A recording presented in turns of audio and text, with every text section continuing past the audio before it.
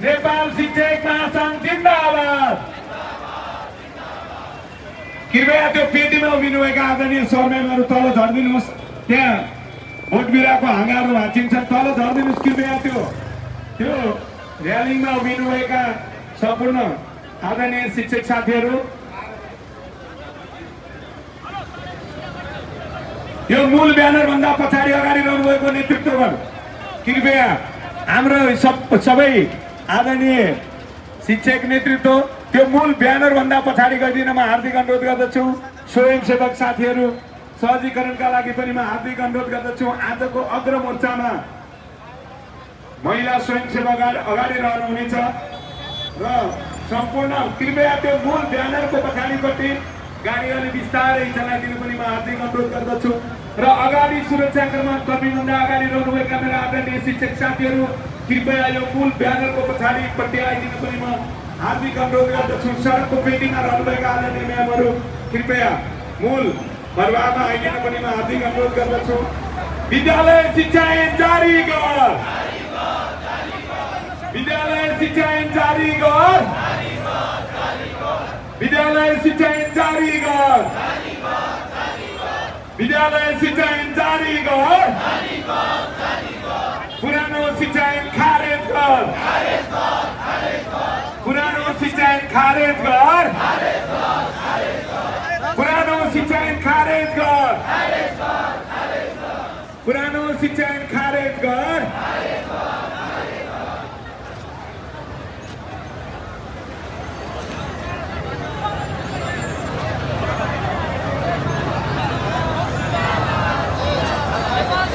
साथीहरू, पेटीमा रहनुभएको साथीहरूले कृपया तल झर्दिनु हुन हार्दिक अनुरोध गर्दछु।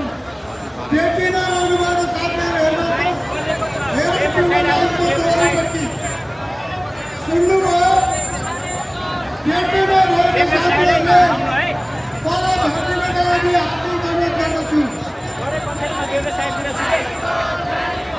साथीहरूलाई म अनुरोध गर्न चाहन्छु, अगाडिको साथीहरूलाई पछाडि आइदिनु हुन हार्दिक अनुरोध गर्दै यो 12 दिनको सडक आन्दोलनको कार्यक्रम र आज 12 दिनको कार्यक्रम रहेकोले 30 घडीमा पनि 12 बजेकोले यो वर्षको नववर्ष पनि हामी यो सडकमा रहनु भएकोले यहाँबाट प्रतिबद्ध भएर एकताबद्ध भएर सबै साथीहरूको उपस्थितिका लागि हार्दिक अनुरोध गर्दै केही कुरा राखिदिनु हुन सदस्य अध्यक्षज्यूले हार्दिक अनुरोध गर्दछु।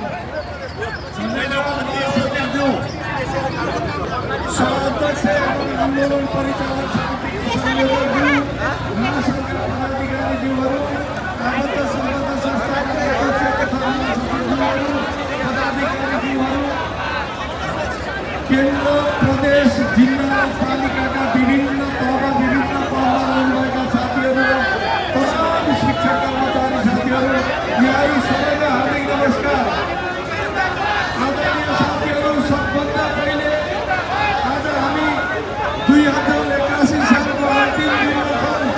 यहाँहरू सबैलाई 2082 सालको मङ्गल र हार्दिक शुभकामना नेपाल शिक्षक महासङ्घको तर्फबाट।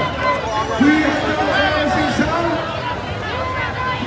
विद्यालय शिक्षा, विद्यार्थी शिक्षक कर्मचारी मैत्री अग्रगामी शिक्षा ऐन जारी हुने वर्षको रूपमा रूपान्तरित हुन सकोस्, हामी सबैलाई हार्दिक शुभकामना।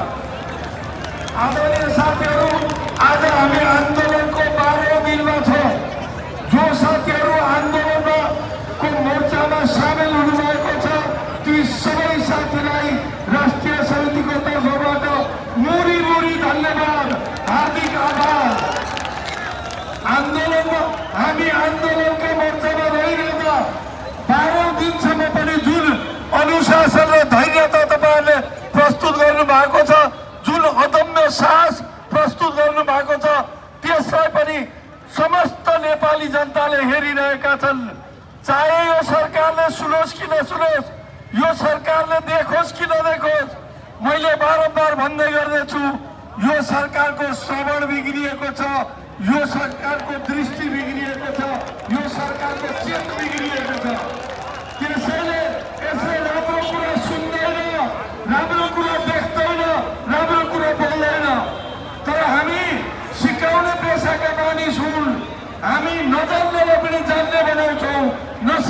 पनि सिकाउँछौँ।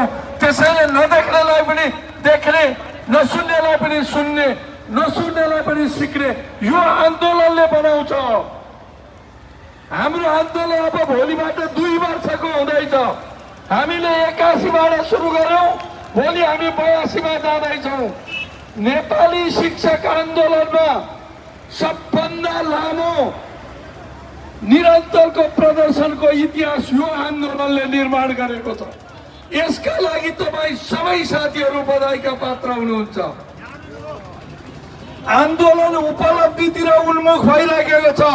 तपाईले यहाँ डटेर जुलुस लगाइरहँदा समितिको काममा गति आइरहेको छ, उपसमितिको काममा गति आइरहेको छ। तर हामी यहाँ थाक्यौं भने क्या उहाँहरू निदाउनुहुन्छ? त्यसैले त्यो अल्छी जमातलाई, आलस्यले भरिएको जमातलाई निरन्तर काम गराउन पनि हामी आन्दोलनमा निरन्तर जुटिरहन आवश्यक छ। आदरणीय साथीहरू, अहिले हामी अत्यन्त निर्णायक मोडमा छौँ, अन्तिम घडीमा छौँ। मैले तपाईहरुलाई सधैँ चट्टान फुटाएको उदाहरण दिन्थे। एउटा 100 हेम्बरमा 100 हतौडामा फुट्ने चट्टान 20, 50, 70, 80 हतौडामा फुट्दैन। अब अहिले हामी 95 हतौडा हानिरहेका छौँ। अब 4-5 हतौडा हान्यौँ भने त्यो ऐन रूपी चट्टान फुट्नेछ र हामी एउटा अग्रगामी ऐन लिएर जानेछौँ। त्यसैले सबै साथीहरूलाई यो महायज्ञमा, यो महासमरमा लाग्दाखेरि यसबाट हुने उपलब्धि सबै शिक्षक कर्मचारीको लागि बराबर हुन्छ।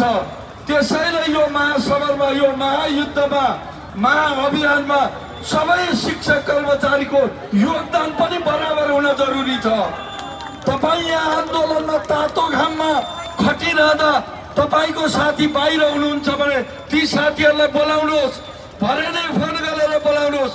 अब काठमाडौँमा 2 देखि 2.5 लाख शिक्षकको जमात हामी तयार पारौँ। त्यो ऐन तुरुन्त लिएर हामी फर्किन सक्छौँ। हाम्राहरू कोही छैनन्, सत्तामा हुने हिजो पनि हाम्रा थिएनन्, आजका पनि हाम्रा होइनन्, भोलि पनि हाम्रा हुने छैनन्। हाम्रा भनेको आम नेपाली शिक्षक कर्मचारी र यिनले गर्ने आन्दोलन मात्र हाम्रो हो। हामीले जे लिनु छ यही आन्दोलनको बलमा लिनु छ, जे पाउनु छ यही आन्दोलनको बलमा पाउँछ। हिजो पनि यसै भएको थियो, आज पनि यसै हुन्छ, भोलिका दिनमा पनि त्यही हुनेछ। आन्दोलन बाहेक हामीले केही पाएको छैनौँ, कसैले हामीलाई दया गरेको छैन। त्यसैले आदरणीय साथीहरू, यो आन्दोलनलाई बलियो बनाउन विद्यालयका नियमित कार्यक्रमहरू सबैले एकट्ठ भएर बहिष्कार गरौँ। काम लाउन खोज्ने प्रवृत्तिलाई प्रतिकार गरौँ, त्यस्तो प्रवृत्तिलाई प्रतिकार गरौँ। सबै देशभरका विद्यालयहरू ठप्प पारौँ, नियमित गतिविधिहरू ठप्प पारौँ र देशभरिका सबै शिक्षकलाई मेरो विनम्र